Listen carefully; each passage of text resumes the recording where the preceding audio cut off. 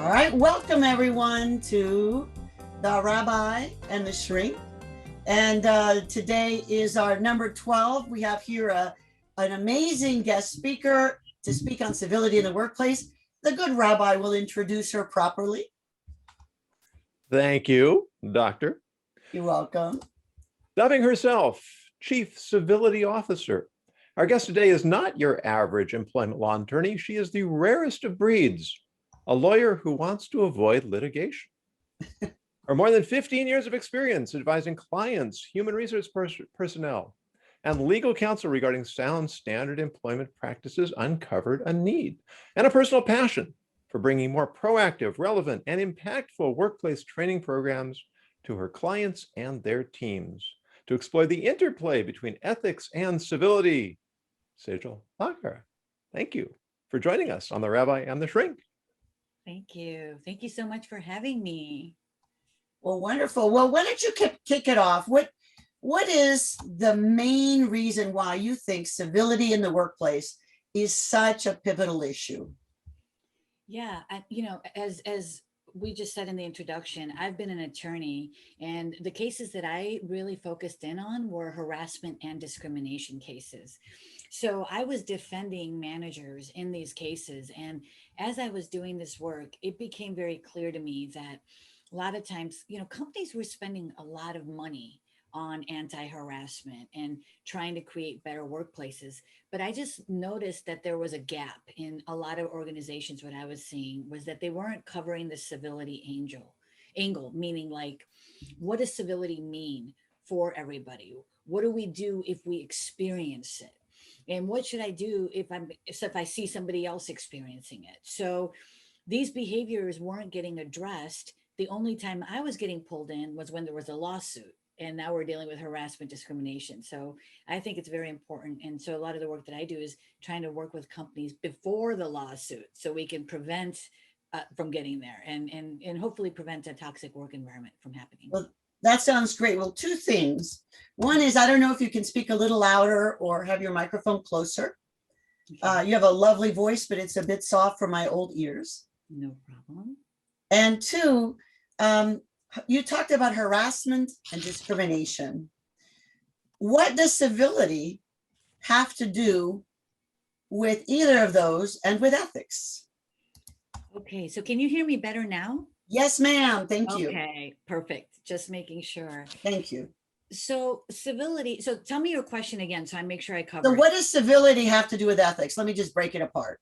Yeah, civility and ethics go hand in hand, right? So when I talk about civility, I'm really talking about making sure every person within the organization understands what behavior is okay and what behavior is not okay. Obviously, we don't want ethical behavior to occur in the organization. So ethical behavior is something also that I think is very important, that organizations have clear policies, just like on civility, also with ethics within the organization. So people know, what do we mean by what's okay, what's not ethical, what is ethical. So same thing with civility. It's every organization needs to create these as core values and then define them for whatever that means for the organization. And then let their employees know that this is okay under our ethics policy, this is okay under our civility policy, and this isn't. And so that's, again, a great question, because I think there's a huge gap in that in a lot of companies. So where in your experience, oh, I'm sorry, Rabbi. I was going to say, would you say that ethics is more of an internal mindset and civility is the external behavior that emerges from that mindset? I think you can look at it that way. I also think that it could be looked at a different way too, is that they're both, I mean, when we look at behavior, we're measuring it by external things, right? But I think that civility, a part of that is helping people understand what that means. So a part of being civil is also understanding that what it means to be respectful, right? So that's the mindset part of it, is teaching people that. So I think mindset is also a part of how I would define civility. There's a part that how we measure it, but also each person individually needs to commit to treating people with respect and dignity.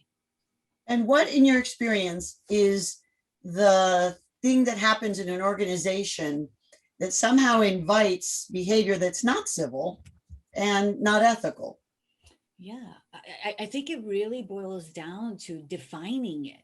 What do we mean when we say civility or ethics, right? And then clearly communicating that to every employee. And that's where I think there needs to be work done, because lots of times you'll have those core values or you'll have policies around it, but then the employees don't understand what it means or what to do when it's something is happening and they find themselves unfortunately in those situations where they're dealing with unethical or uncivil behavior in the workplace. They just don't know what to do. And this is why, again, why I pivoted from being a defense attorney to the work that I'm doing now, is because these weren't bad people. You know, it wasn't like these super, I mean, don't get me wrong, there's always a few bad apples in every bunch. And so there are plenty of those too. But I'm saying the majority of what I was seeing was people just not understanding what to do when they get themselves in these situations. And so more than litigating the case, I was explaining to people what they should and shouldn't do, right? So I was like, okay, if I'm going to be doing this anyway, I might as well stop doing this piece, which is too late, in my opinion. Organizations shouldn't be getting involved at that point. We should be creating an environment where that kind of stuff doesn't happen in the first place. Yeah, it seems that the ethical outlook here is that rather than waiting for problems to happen, let's try to figure out how to prevent them from happening. Exactly. And it's pretty basic, Mm-hmm. but there's something about our brain function that we try to, we don't want to deal with things until they become problems. But of course, once they do, then they're much harder to deal with. Exactly. And that's where the whole legal compliance thing comes in. You know, companies were checking these boxes to say, we've got the policy, we do our investigations, we provide the once a year training. And obviously that didn't work. That's why we're in the mess that we're in right now, is because that's all they were doing, rather than focusing on what I think what you're doing with your work. What I'm trying to get to is, let's get to the core, let's get to the root cause. Let's not like just keep putting band-aids on things. That doesn't work. And there's plenty of statistics and research to support this, right? It's nothing new. And so you wonder, again, going back to what you're saying, it seems so basic. So why isn't it happening? Right. Yeah. One of the things I've been struggling with organizations is they have the policies, they have checked all those boxes. They even know maybe what is ethical and what isn't, what is civil and isn't, but they don't know how to respond. They don't know how to communicate it. And if there is an incident, they either go down like a hammer and then they shut all conversation up because they've been too harsh, or they say, oh, boys will be boys, or that's how women are, or whatever, and they excuse it and they don't address it. Yeah. So what can you say in terms of preparing all of our audience members? What can they do to increase a culture of civility in their workplaces? Great question. I think there's a lot, right?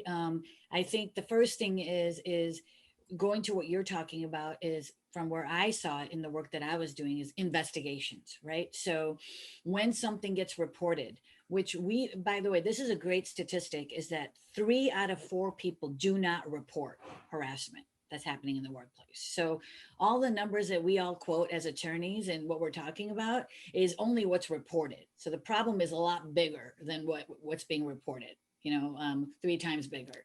And could you define harassment for everyone? Yeah. So harassment and so there's discrimination and there's harassment. So they're 2 different, from a legal standpoint, you can bring 2 separate claims. You can bring one for discrimination, one for harassment.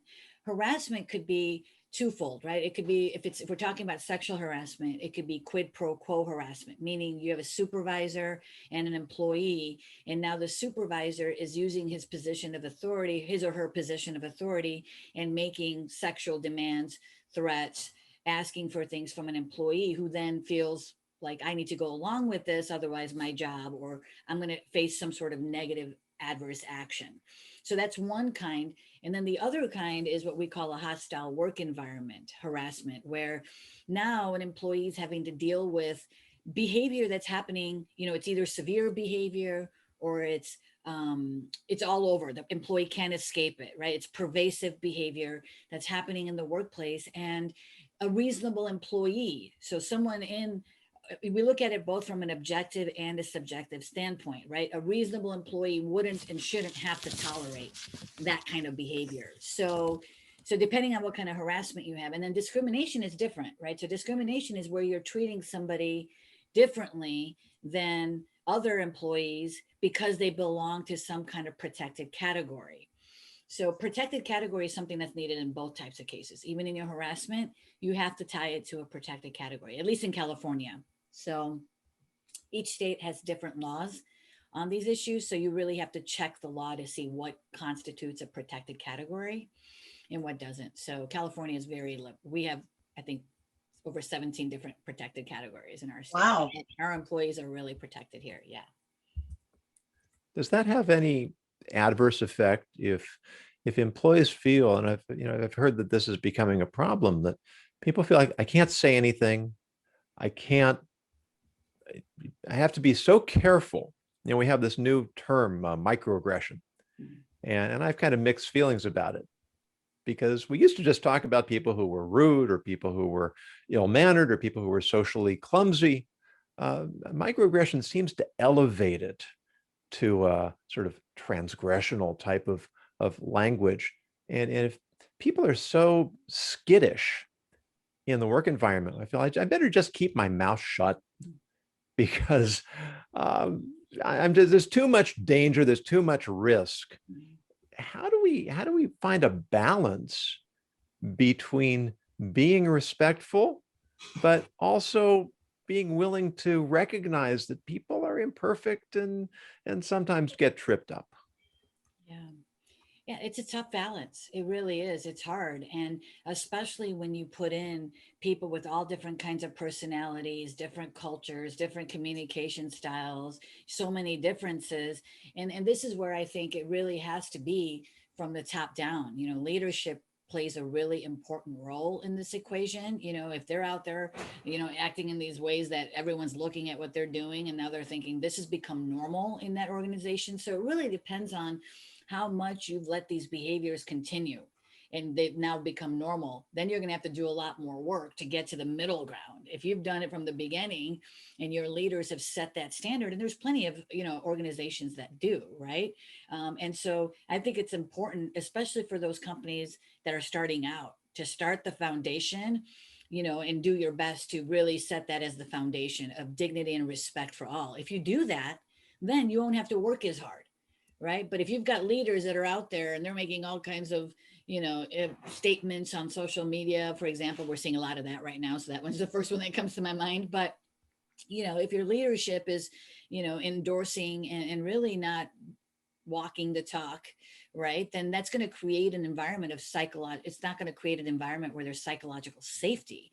The whole point, going to what you're talking about, is if you create a culture of psychological safety, then people can have conversations without blowing things up and ending up in court. They could just say, hey, look, you made that statement to me and maybe you were trying to be funny, but because of my culture, it rubs me the wrong way. So if we can create an environment where we can say that to each other, we don't have a problem.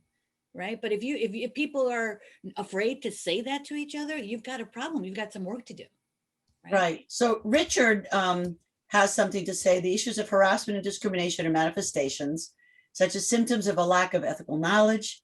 Corporations need to make ethics a strategic imperative and to teach the discipline of ethics on an ongoing basis. Yeah. Hear, Richard. Totally. So as a psychologist, though, the one thing I know is if I ask a group of CEOs or owners, who here is ethical? They all raise their hand. Who here has an ethical workplace? They all raise their hand. And yet I know for sure that many of them are missing the point. They miss the point because they haven't created a culture where everyone can say, hey, I think we're missing the point here. But also there's something that my friend, Dr. Helen Turnbull, talks about, unconscious bias. Sometimes we're not aware. For instance, I'm Cuban. I look at Cubans and go, no wonder she's so pretty. No wonder he's so handsome, because they're Cuban. I mean, and Rabbi, I'm sure you say, oh, he must be brilliant. He is Jewish, And so I think there's an unconscious bias because we like and trust people that are kind of like us. It's easier. And I think sometimes we miss the boat that maybe we're not treating men and women the same, or people of different backgrounds, languages, religions, or whatever. what do you say to that unconscious bias? Because I think the policies and the starting the foundation right is strictly not enough.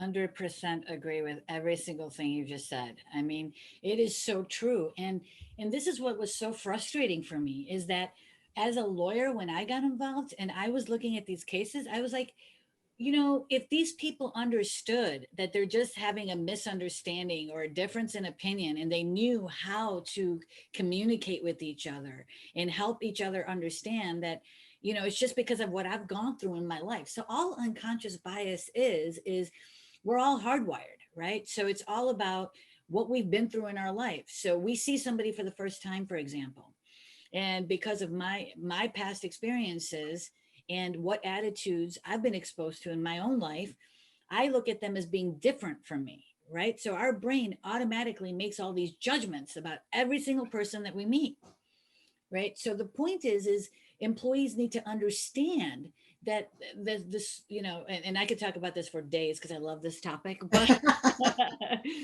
but employees don't, I think that word bias is huge, right? And so it's just become this negative thing. And so people don't want to do the work to really figure out their own, because we all have them. It's like, if you've got a brain, you've got bias, right? So it's just about figuring out what your own are, so that now when you're interacting with people, it doesn't turn into a microaggression. It doesn't turn into uncivil behavior, because you'll be able to recognize it. And so if everybody's empowered and everybody understands their own, that's the time, that's the way that you can really help people. And there's simple tools that can really help people and start doing their own inner work, right? Yeah, one of the most insightful observations that I've come across is from Stephen L. Carter, who's written some wonderful books, one's titled Civility. And he points out early on that the word civility is the same root as civilization, which I think is a really compelling way to think about it. Yeah. Because civilization is not just about laws and rules. It's about respecting one another and feeling that we have a common bond as a larger community. And there's so many competing values in our societies. I read a study that said that sarcastic people are perceived as being more intelligent. Then you're brilliant, right? Well, the good doctor tells me that my sarcasm is endearing. I like sarcasm. I've found that sarcasm is something that I've been dealing with for 40 years, because I believe that it is something that's really corrosive, certainly if it's taken too far. It can be. Yeah. So if you have a society that values sarcasm, which is often uncivil or incivil, then we're back to this tug of war between the different cultural values. And I don't know if there's a solution, or if it's just a question of trying to manage that, being aware of the inevitable tension, accepting it, and trying to develop strategies and habits that help us do that successfully. Well, Charlotte offers a solution. If people start recognizing bias, it is no longer unconscious if they're listening. So technically, she said, we need to be told by somebody that we rubbed them the wrong way. And the problem is, it takes courage and some skill to be able to say, hey, those kinds of jokes for me are offensive, or I'm worried that if you tell that joke that all rabbis with white shirts will have their feelings hurt or feel singled out or whatever. And so I think that learning how to do that. So when I do a workshop, I teach people how to do that. And we have table teams. Well, when we met in real life, and we'd ring the bell, and we would do insults left and right. And it's amazing how often, if I insulted men, no one would complain.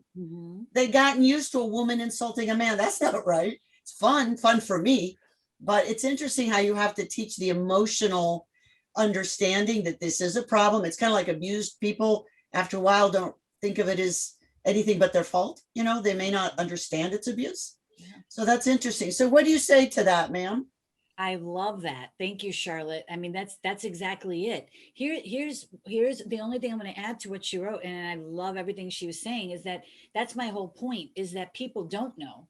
And so we have to give them the tools, right, for them to figure that out. And then how do we put people on notice?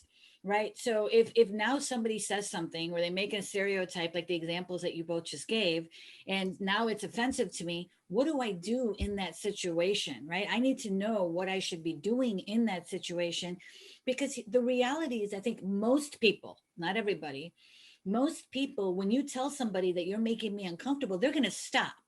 We're not going to work to try to harass people or make people feel uncomfortable. We're going to work to do our work, right?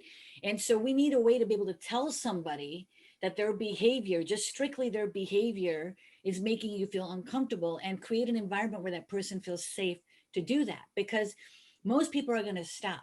Now, for those that continue, then, because now it's conscious, to going to what Charlotte is saying, now that person is aware, whether they meant to or not, whether they intended to or not, doesn't matter. They are aware now. And now it is their responsibility, and they're accountable for monitoring their own behavior going forward. So if they continue behaving in that behavior, now the organization needs to get involved and put an end to it, so it doesn't continue up that progression. Because if you allow that behavior to continue, now we do a full circle. It's a doorway into a toxic work environment. And now we're back to where we don't want to be. So what I recommend for organizations is, let's say you and I have a discussion that we both tell our supervisors, we had this discussion and this is the great resolution we came up with. I think it's important to report incidents that have been resolved and incidents not resolved. Report. You cannot expect top-down leadership if at any level we're not reporting on up to the top. Yeah. So I think it's critical that we recognize not only the problems, but the solutions that are cool and that can become part of the culture. Now, Jenny has a solution. She said they were told in their diversity training class at Washington U to say, ouch, if you don't know how to explain it any better. That's not so bad, is it? Ouch. Yeah. It's kind of like uncle. It's a universal thing, but now uncle is non-binary or binary. So maybe you can't say uncle. But ouch, I think it's lovely, Jenny. Thank you.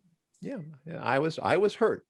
Yeah. And I'm doing it in a way, I think it's really quite brilliant, actually. I think so too. I'm doing it in a way that it's not projecting any kind of blame. Yeah.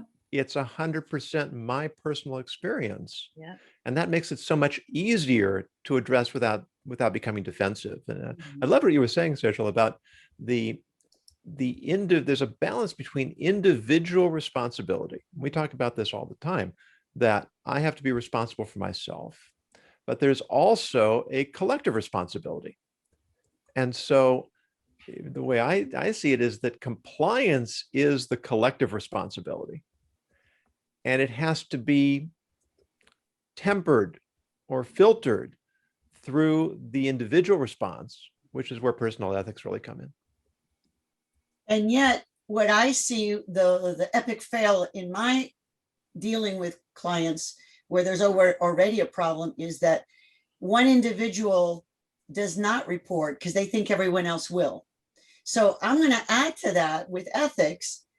If I'm not offended, but I think someone else might be, or if I think something is potentially lawsuit worthy or harassment worthy or whatever, I need to speak up and say something to the person, but also up the chain. We may have an issue. I think it needs addressing. Ta-da! And not a big complaint. You don't even have to name names if you don't want to. Now, if someone is a repeat offender, one should name names, because then it could be noted for re-education or for firing people, after all the proper channels. We have a question from Aya, I think for you. How would you categorize or prioritize all these aspects you have already mentioned? What do you think? As far as, I just need a little bit more clarification on that question. I'm not sure what she meant. How would you prioritize? I'm not sure what she meant. Aya, do you want to type more in the chat so we understand more of it? In the meantime, Richard is saying it's not enough to say I was hurt. The question is what caused the hurt? Was it my false belief about how I should be treated? or was the other person treating me wrongly? Both people need to discuss it. It can't be assumed that the victim is mistreated. Here, very nice. Totally. A lot of times we do this victimization thing, and sometimes it's not about victimization, but maybe one person misunderstood, or maybe someone is very ultra sensitive in maybe even a pathological way. It's interesting. And which actually comes into another aspect here that, when I'm on the receiving end, I have to make a decision about when to make an issue of something and when to simply let it pass. It just reminded me, I was in a meeting, a virtual meeting not so long ago, and we were doing some improvisational exercises. And so one of the classic ones is yes and. When somebody says something, you say yes, and then you add to it as opposed to going off in your own direction or saying something else. And the person who followed me in this exercise, I said what I had to say, and she responded yes, or, and said something completely different.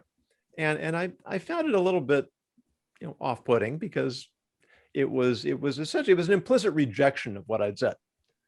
But one of the instructions we've been given was, if someone else doesn't follow the rules, just go with it.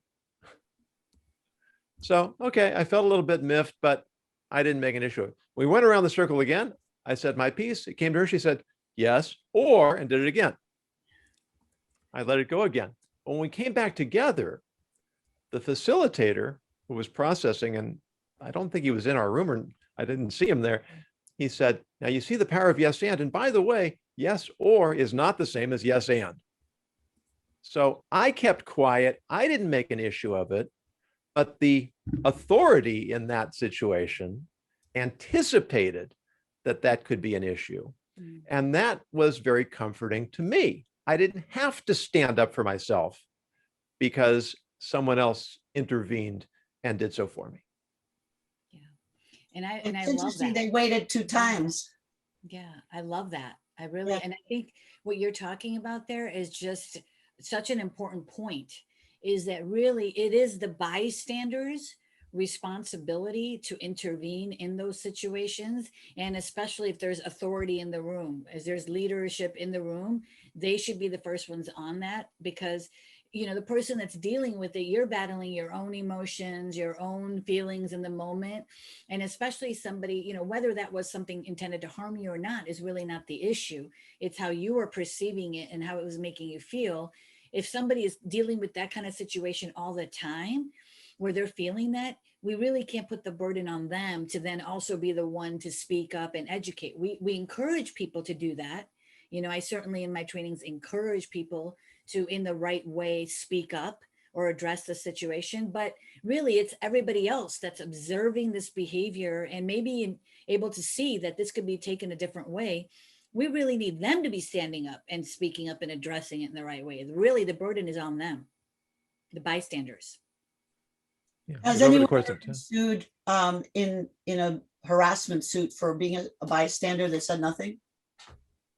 I'm sorry, I missed the first part of your question. Has anyone been sued in your experience for being a bystander that said nothing? Well, yeah, this happens all the time. When supervisors, like they are agents of an organization and they observe behavior or they allow behavior to continue. Well, not in the chain of command. Can just anyone at the same level below be sued for being a silent bystander? No, they can't, unless they somehow participated in there. So it would have to be a chain of command for it to be a legal thing. Now, that being said, if you allow it to continue, and it's going to impact the culture of your organization. So this would be one of those things that I would say, let's not just focus on legal compliance and worry about whether it's going to be something that we could be sued over. Let's make sure everybody in the organization understands we're empowering each and every single one of you to speak up when these things happen, right? We don't want to be telling employees that you can't be sued, because then they're going to allow that stuff to happen. We want to say, if you see it, you got to speak up, because you're empowered and you're a leader and we need you to be a part of the culture, right? So I just want to make that very clear. Yeah. I love that. So we have Aya who has clarified. Discrimination, harassment, civility. How would you categorize or prioritize all these in an organization? And she goes on to say, what's more important to be focused on or emphasized in your opinion or experience? Yeah, I think this is what you do is you focus in on civility, because civility includes all of those other things, all of the behaviors that lead to discrimination, that lead to harassment, that lead to microaggressions. So let me just define, like when I talk about civility, it makes sense to understand what do we mean by incivility, right? So I include in incivility everything from microaggressions to rude, unprofessional behavior, all the way up to your abusive conduct, bullying behavior. And it also includes your harassment and discrimination that are illegal behaviors, right? So it's a whole spectrum of behaviors. So if you focus in on civility, you're going to include all of that stuff into it. That's brilliant. Good for you. Do they understand, do you think? Absolutely. I mean, that's part of what the focus needs to be in these trainings, is helping employees understand, wait a second, we're not going to just worry about just the ones, it always pissed me off as an attorney when I look at clients and they're like, we provide our managers with sexual harassment training once a year. And I'm like, what about everybody else? What about discrimination? What about when somebody has a microaggression? What about all these other areas? So that's why I call myself the chief civility officer, because I want to talk about all of those behaviors, and let's equip and empower your team to know what to do when they're dealing with any of those behaviors, because those are not okay, whether or not they're legally actionable or not, right? So that's why when you said it earlier, I was like, wait, let's clarify. I don't want to focus in on what's legally actionable. That's what got us in this mess in the first place. I think you're right. So I'm going to say what Richard said, and then Rabbi, I'd like a story from you. I miss your stories. So here's first from Richard.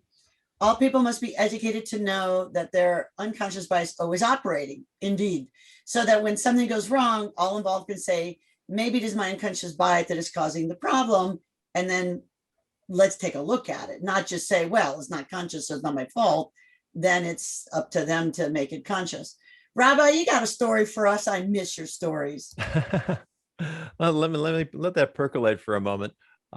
There's something that I've wondered about for a long time, and I guess I still will. But I'm an introvert, and my wife is an extrovert, and I think that's not that uncommon that we have those kinds of mixed marriages. But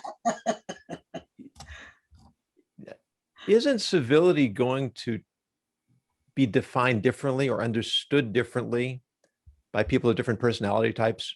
Yes. What's considered invasive for an introvert might be just normal discourse for an extrovert, and what's what an extrovert would consider sort of aloof and disengaged would be particularly normal for an introvert. And how do we manage those different perceptions in our relationships? Yeah, I mean, and that's again going back to defining what we mean by civility, right? So each organization needs to define what it means for them. So one of the definitions I like a lot of civility is one that a woman by the name of Dr. Cynthia Clark. She's a leading expert in this area on civility. She's been doing a lot of research in this area, and that's kind of her definition is what I use in my trainings, because I just love the way she defines it. But she talks about it from the perspective of civility is where you have an authentic respect for others. So then you have to help people understand what that means, right? But it also includes where you're going to empower people to understand that if we want civility to be part of our culture, what I like to say, a core part of your culture, then they have to make the time, they have to be present, and they have to have a willingness to engage in these conversations to be able to have genuine discourse when they do have these differences in opinion or differences in perspective or whatever that difference is, but that they're going to make the time, be present, and be willing to engage in genuine discourse, and then with an intention to seek common ground. So there's a lot that's within what I just said. And then you have to help your employees understand what each of those elements mean. What do we mean by respect? What do we mean by time, presence, willingness to engage? And what do we mean by common ground? So there's a lot that goes into helping employees understand what their own role is, as well as what everybody else's roles are. Right. So if you can get to that place, then that answers your question, right? So that people need to understand, it needs to be clearly communicated. And then when somebody files a complaint, or says, I'm still being treated this way, then the organization needs to respond appropriately, right? And so you don't just brush underneath the table or underneath the carpet. You need to investigate it. You need to then take action if it's warranted. So there's a lot that goes into what happens once that complaint is filed. You're asking about stories. Sort of Yeah. it's a composite of a few different stories. And one of my favorite quotes these days is by Dolly Parton. Speaking of wisdom, right? I She love says, her. if you see someone that without a smile, give them one of yours. And in physics, we talk about a flame. A flame is the only thing you can give away without giving it away. I can light your candle with my candle. I haven't lost anything in the process. A smile is the same thing. And we know that when you smile at somebody, they almost always smile back, which then makes me feel better. So I've been in a few situations at times where people commented on my smile. And it always kind of, I find it curious because I in none of those situations was I conscious of smiling particularly. And what I realized after this happened a few times is that they were all in situations where I really wanted to be where I was. I was talking to somebody in the hallway at the National Speakers Association annual conference, and somebody I'd met at breakfast walked by and said, "Brightest smile in the conference." I wasn't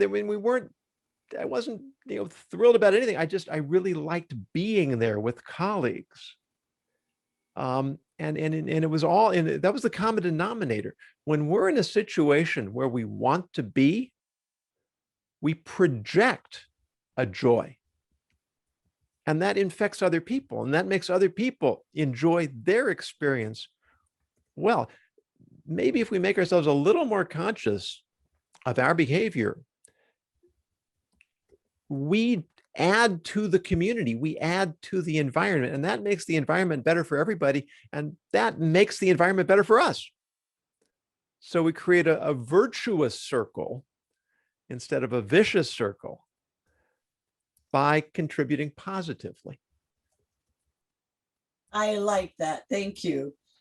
Jenny says, Rabbi Goldson, I'm going to watch to see if you're smiling in shul.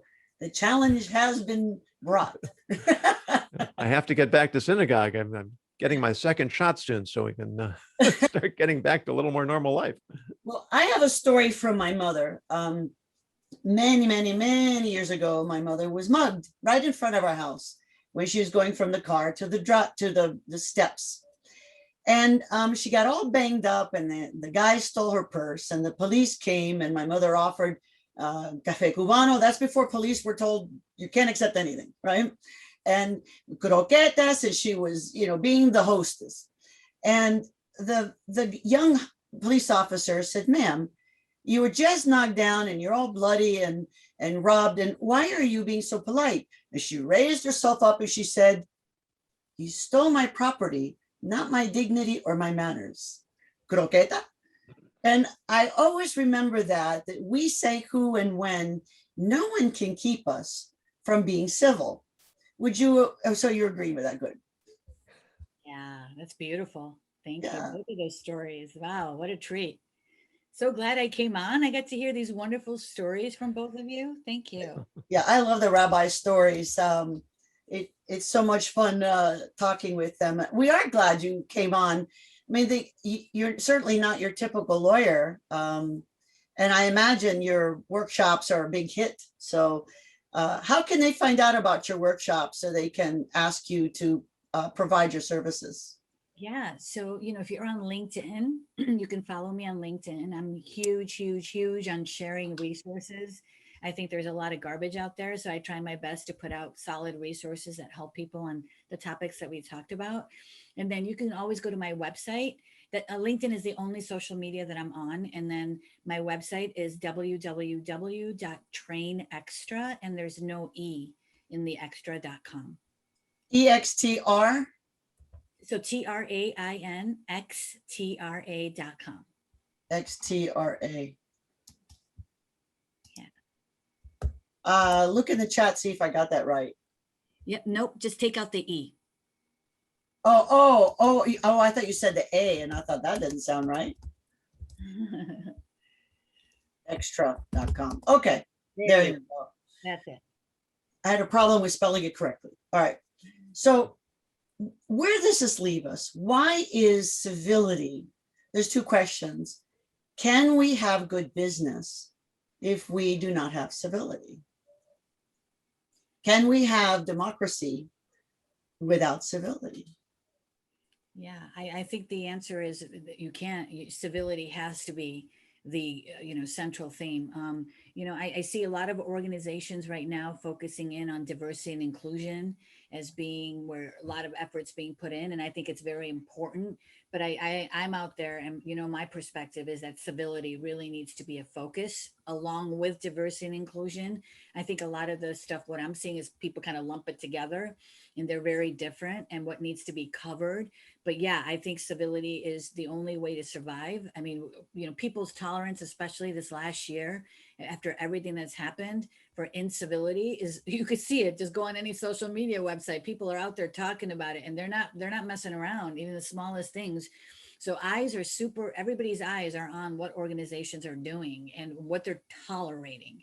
And so if you're tolerating incivility, that's going to hit social media. Your employees are going to be talking about it, and the damage is going to be even greater. So just start addressing, like we said, the root causes: ethics and civility, diversity and inclusion. I mean, it's not like you put everything in one basket. You really need to look at all of those components and figure out a good plan that works for your companies. And it's possible. I wouldn't be doing this work, I'm maybe going to say this for both of you as well. You wouldn't be doing your work if we didn't think it was possible. It's totally possible. But you just need to look at it from a holistic standpoint and come up with the right solution for your company, right? That puts me of mind. Also suggests that if we are civil and people feel comfortable speaking up, it enhances two things that anyone in business likes: creativity and productivity.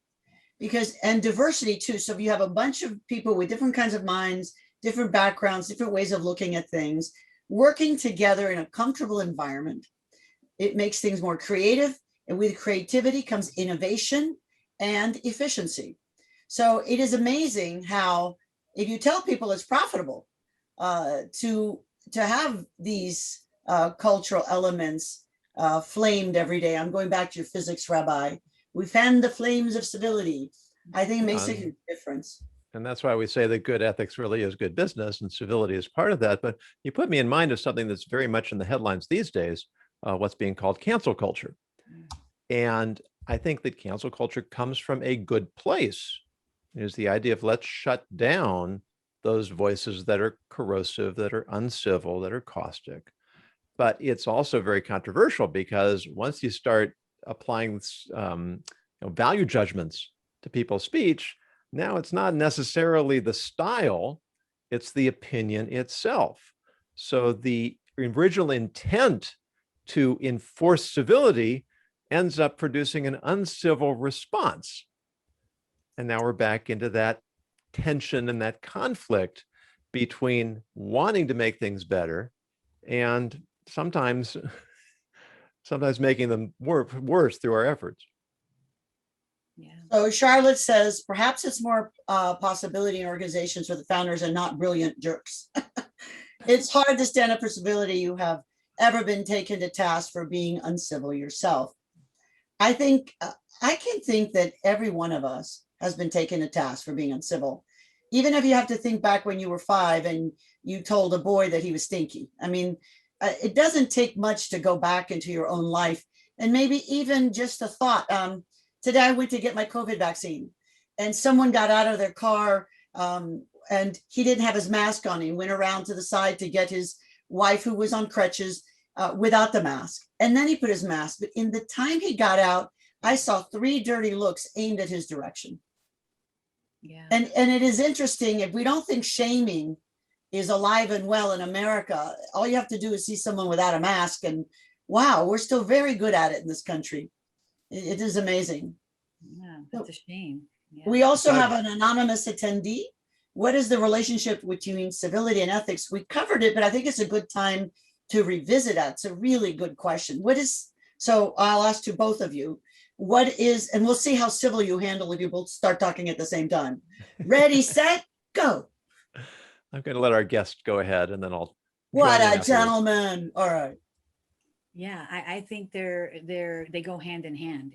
That's my definition of it. They're different and they're defined differently. Their goals are different, but they go hand in hand, and both are critical components of what needs to be taken into consideration as part of every organization. And frankly, just as every person, you want to act according to your own, what the ethics are, not just externally, but also intrinsically, what is important to you, and how are you going to act towards people that may be different than you, right? So the whole civility piece, I think it's all wrapped up into understanding what is okay with you, both ethically and civility. So I don't think you can say they're part of each other. I think they're two separate, distinct things.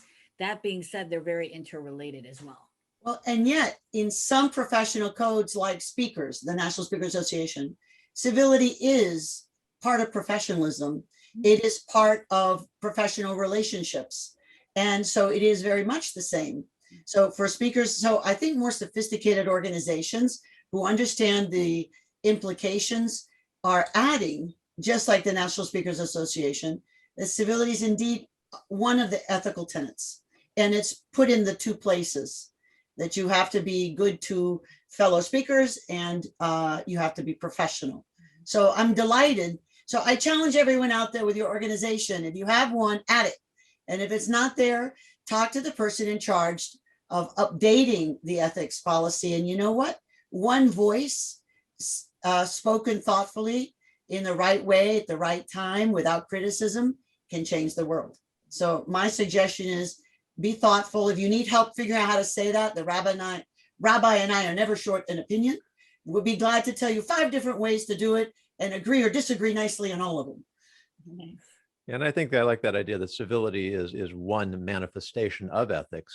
Yes. I think also there's an opportunity here to tie in the word of the day. Oh, good. What is it? Word of the day is verbicide. We know what homicide is. That's killing a person. Verbicide is killing a word or killing language through misuse or misapplication. Now, I've wondered for a long time that civility is such a fundamental principle. We already said it's part of civilization. So it made me wonder why over the years we've developed this new term called political correctness. If civility was a good idea, why was it necessary to change it to come up with a new term? And my conclusion was that civility is my own awareness of how I should act towards you. Political correctness is you telling me how I'm allowed to act towards you. So political correctness becomes weaponized civility. And I think that's the verbicide here, is that we have taken the concept of civility and we've turned it into a justification for being incivil or uncivil, because we want to police others before we take responsibility for ourselves. And that's really what civility is as an expression or manifestation of ethics, is me being aware, taking responsibility, and implementing the steps necessary to make sure as best I can that I'm not causing unnecessary pain to others. And Aya has a response that goes along with it. Do you believe that civility has to be more focused in organizations or society? And what is the role of culture in civility? I'll let you handle that, ma'am.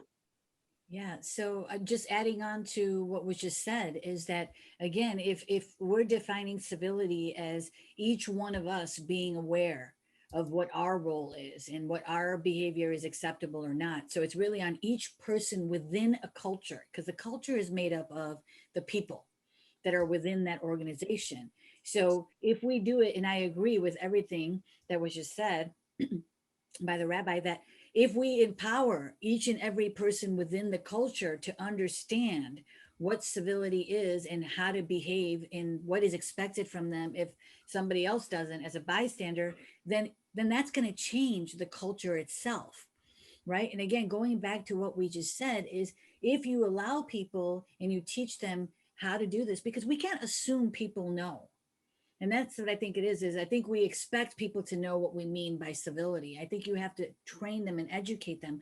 But once they do, then again, the focus of the culture is psychological safety, so that we can have these conversations with each other when somebody is maybe trying their best or maybe trying to be civil according to their own values, but it isn't matching up with what you're expecting or what it means to you, to be able to have that discourse, to be able to resolve that situation in the right way, in a professional, respectful way.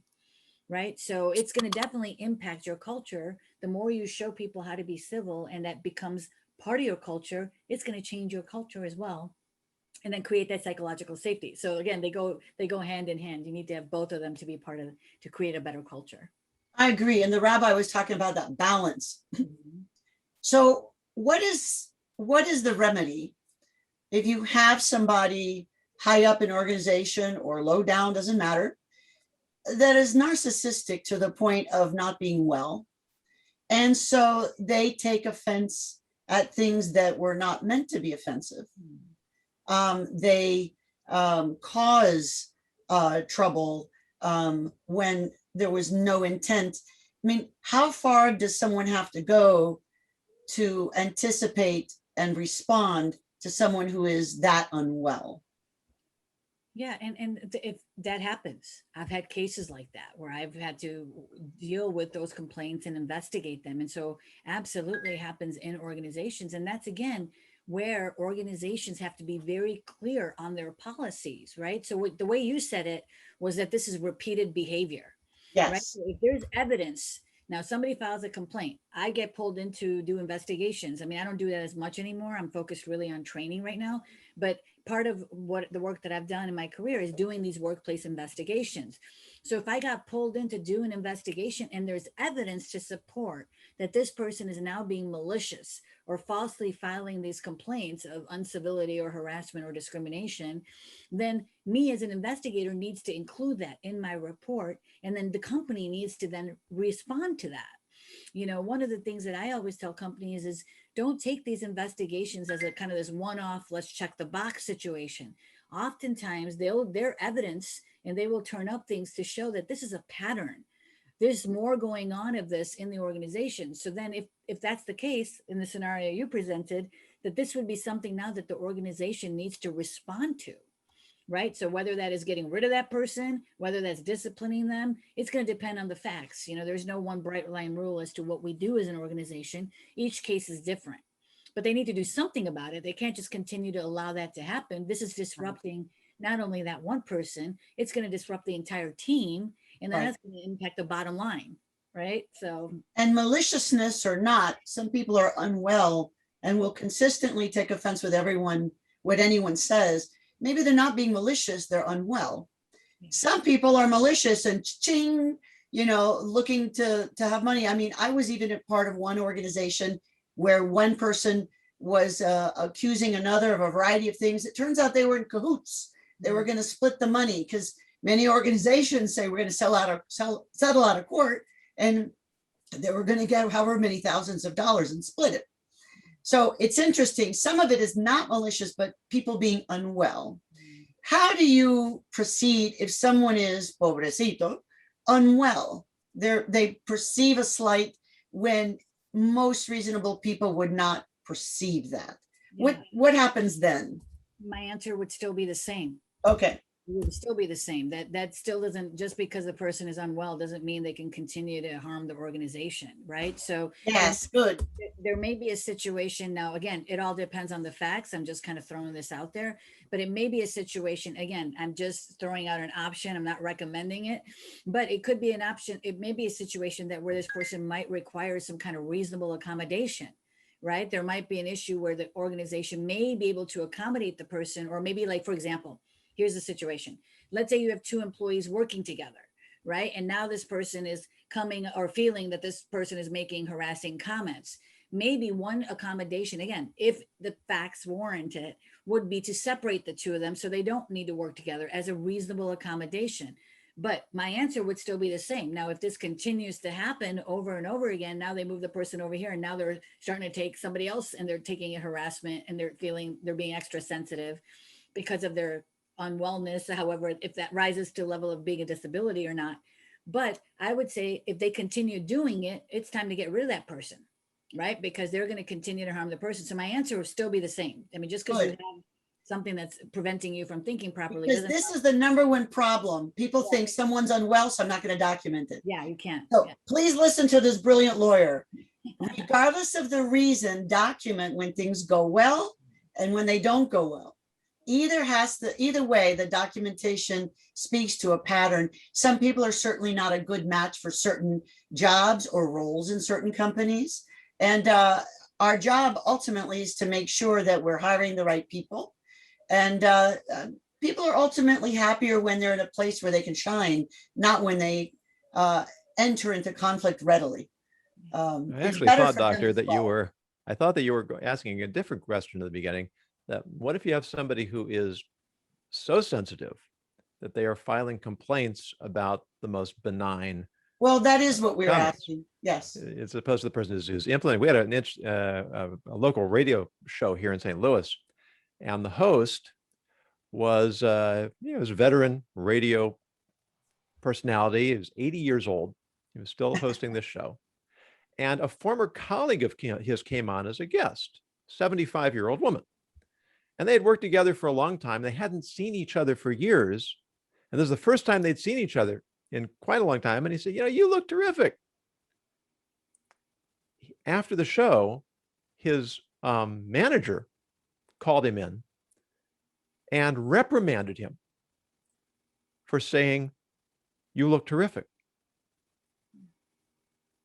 Which he responded to by saying, "Your privilege," and resigned. And it was a minor scandal here in town that most people agreed that this manager was being way too sensitive. Was the guest offended? No. Now, I know that for there to be a problem, the person that it was directed at doesn't have to be offended. This I know. It doesn't really impact policy or law. I get that. But it's interesting why the host was fired and not the manager. No, the host wasn't fired. The host resigned. Oh, okay. Host resigned. I mean, I assume that he was allowed to resign. I don't know what it feels like to be 80 and still working, but I imagine that it's a little easier at that point in life. I'll let you know. I look forward to that. Yeah, but there has to be, and this applies to everything. There has to be a certain amount of common sense. And the thing about common sense is it's anything but common. Isn't that truth? That's the truth. So we have a comment from Charlotte.